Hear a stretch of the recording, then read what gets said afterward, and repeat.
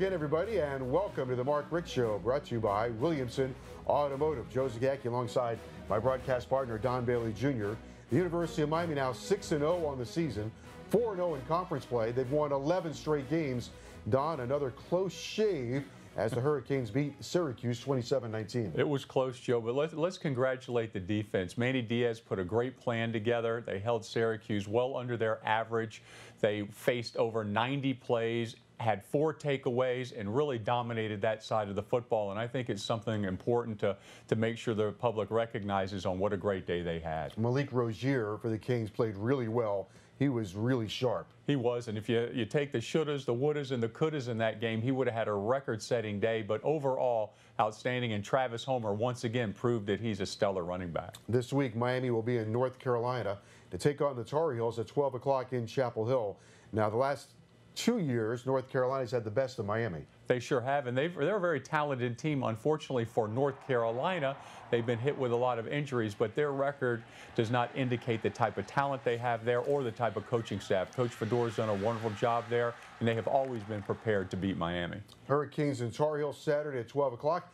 Right now, however, let's take a look back at the Hurricanes' victory last week against Syracuse. Our highlights are brought to you by UL Sports Medicine. We'll get you back in the game.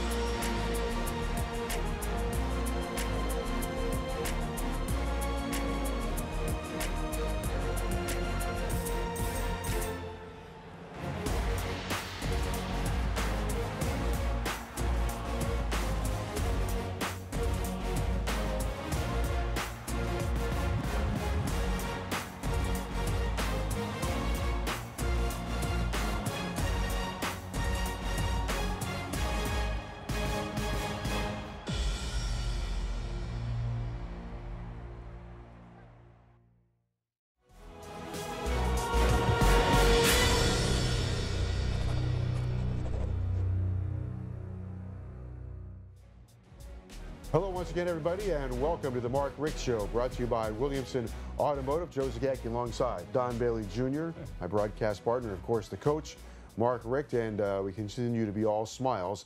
Miami comes up a winner over Syracuse this past weekend, and Coach, congratulations on the victory. Thank you. It's good to win, no doubt. We found a way to win again. We really had a chance to control that game a little bit better. We'd have made some plays early on, but we didn't, and we ended up in a little bit of a battle royal, and we battled well and we won. So I'm proud of that. And you know, the players, one thing you can't question is their effort. You can't question their heart, their spirit, their confidence in each other and in the coaching staff, and our confidence in them. I mean, it's you know, sometimes you run into a season where you have the chemistry just right, and this is one of those years, and I don't know how it's going to end, but I know at least we've got the right ingredients. Coach Malik Rozier, if you would have added the drops to his numbers, especially in the first half and even overall, he would have just had an outstanding day. We actually were trying to calculate that. I mean, he might have had easily 450 to 500 and 5 TD passes. I mean, he was really sharp, and we got some people open.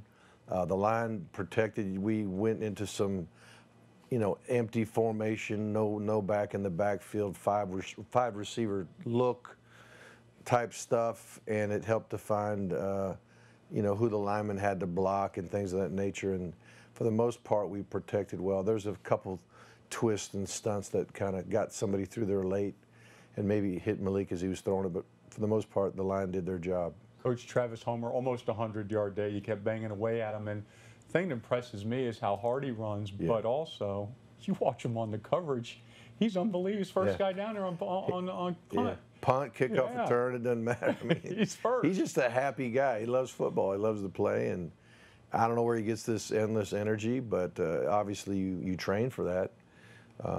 But there's got to be something in the gene pool too that's helping him be able to run that fast and that hard, that long into a ball game. What a day for Chris Herndon, huh? Yeah, that was a big day. I mean, he had 10 catches and had some great runs after the catch. You know, he was imposing his will a little bit of being physical after the catch. And one time he caught just a little scat route into the boundary, might have been right around the line of scrimmage when the guy made contact, and he ran him over for an 8-yard gain. And that's what you do when you're a big guy. You know, a lot of people throw their bubble screens only to the little guys. They say, hey, let's give it to this guy in space. But you throw it to a big guy, and he can knock people back and get yards after contact.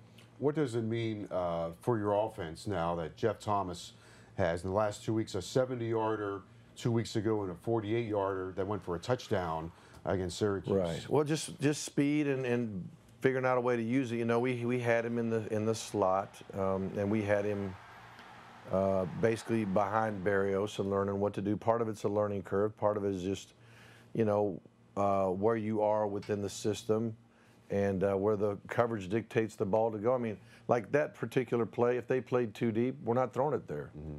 We got outside lanes running a route that gives us enough for a first down.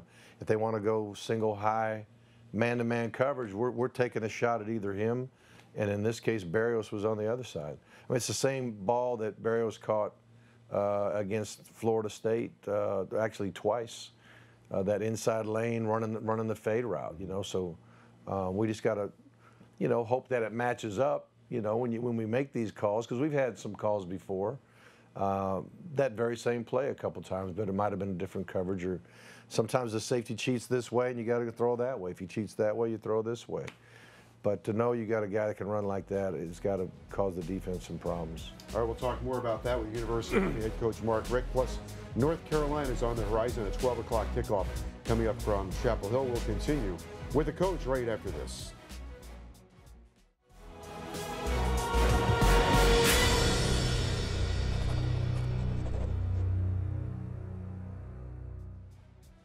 Happy to welcome you back to the Mark Richt Show, brought to you by Williamson Automotive, Joe Zagacki and Don Bailey Jr. Of course, University of Miami head coach Mark Richt. This week, the Hurricanes on the road against North Carolina for a 12 o'clock kickoff. Just spend a little more time on Syracuse for a moment, because they did come in with two receivers, had great numbers, and we talked about holding them one touchdown. Ishmael came in averaging 8 catches a game, 62 for the year. Got knocked out for a little bit, but Malik Young did a really good job on him. Yeah, Malik played beautifully. He's an excellent cover corner. He's playing with some physicality in the run game. Got great ball skills. You know, a lot of times when you're playing a great receiver like that, you tend to maybe try to do more than you should. But he stayed in phase. He trusted his fundamentals. You know, I think there was a time or two the guy had it, you know, right in his grasp, and he raked it out. He was patient. You know, if you like the interception that Mike Jack had, you know, running down the field with the guy, he was able to get his eyes around, see the ball, and make a play for the ball. Right. Sometimes you can't get to that point. Sometimes all you can do is get to the point where the ball gets there, and now you got to watch him get his hands on it and then be there to rake it out. And Malik did that once or twice beautifully. Coach, you checked the tackle chart, and Joe Jackson quietly had a very productive game. Yeah. Joe has a motor like Homer. I mean, he can run. And he'll say that. He goes, Coach, I can run. I'm like, yeah, you can, man. And he runs. He plays so hard and so fast to get to the quarterback, and that ball gets slung out in the flat. He'll turn, and he'll be there to tattoo the guy once he, you know, tries to turn it upfield. He plays with relentless effort, and he's a fun guy to be around. Overall, what was your assessment of how they handled that? Because he's as tough a quarterback as we've seen. Well, let's think about it. Florida State had presented some issues offensively that were unique. Then you play Georgia Tech. That's as different as you can get. All right. Then you go from Georgia Tech to this Syracuse system. I mean, if you're a defensive coordinator and 3 weeks in a row, you've got vastly different offensive systems and vastly different personnel groupings that will help you defeat this team. So you got to not only be smart, but you got to have guys that you could put in the right places. And one of the big things in this game was to we're going to line up and play man coverage. And a lot of people are like, why would you do that against some of the best receivers, quarterback combination in America? Well, one of the reasons is you got to get lined up fast, because they're going to snap the ball fast. If there's any indecision whatsoever, you're giving them a free play and sometimes a free touchdown. They scored 1 touchdown. That's impressive. Yeah, that's amazing. Actually, 92 snaps, 1 touchdown. I really think that went right under the radar because the focus is on, it's another University of Miami close game. But they were averaging 31 points a game, and you're right, 1 touchdown is what they scored. Yeah, I mean, he substituted because he knew he had to. I mean, again, you knew there was going to be 85 to 100 snaps, no matter what we did on offense. I mean, time of possession was almost equal, so it was just a matter of how. The reason why they get so many snaps is they tend to snap it, 20 seconds apart, instead of 30 or 35 seconds apart. And so because of that, they're going to get more snaps. But they defended it well. We put pressure on the quarterback. The guy was really, really tough, physical competitor. But we gave him something to think about, and he threw it up for grabs a few times. And sometimes he threw a great ball that was just defended well. So proud of the overall effort of the staff and the players and really everybody. Overall, our team played well. The touchdown drive with Travis Homer, his touchdown, that was kind of a drive where he needed some points, and it was a beautiful, immaculate drive. Well, I went back and saw TV coverage because people were asking me, why weren't you, you managing the clock and all that kind of thing at the end of the game, trying to get maybe more ticks off the 40-second clock before you snap the ball with a 1-point lead and all that kind of thing. But, we've got to do what we think gives us the best chance of scoring points. And there are times when you'll sit down, but a 1-point ball game, that's like a tie. That's like being down by 1, and we got to get the ball in the end zone. So, part of the reason why Homer broke out on that play, I think, is because we were going with tempo, and they were having a little struggle, lining up, and we had a linebacker stick his nose in the wrong gap, and bam, and if you go slow motion, then all of a sudden you go 3 and out. And it's like, well, why were you so conservative, Coach? No, we're trying to score, baby. You know what I mean?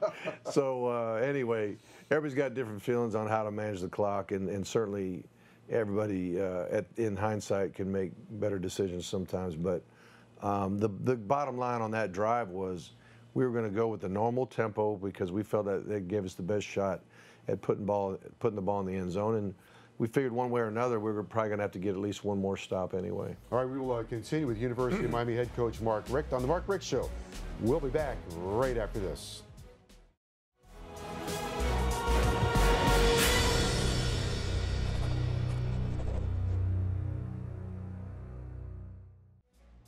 Happy to welcome you back to the Mark Richt Show, brought to you by Williamson Automotive. Joe Zagacki alongside Don Bailey Jr. and the coach, Mark Richt. This week it's the Hurricanes in North Carolina.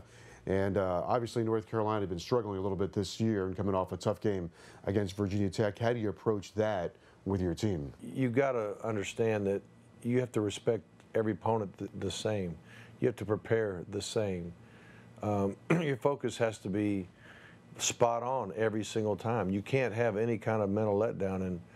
And I don't want to say anything that would be disrespectful to North Carolina.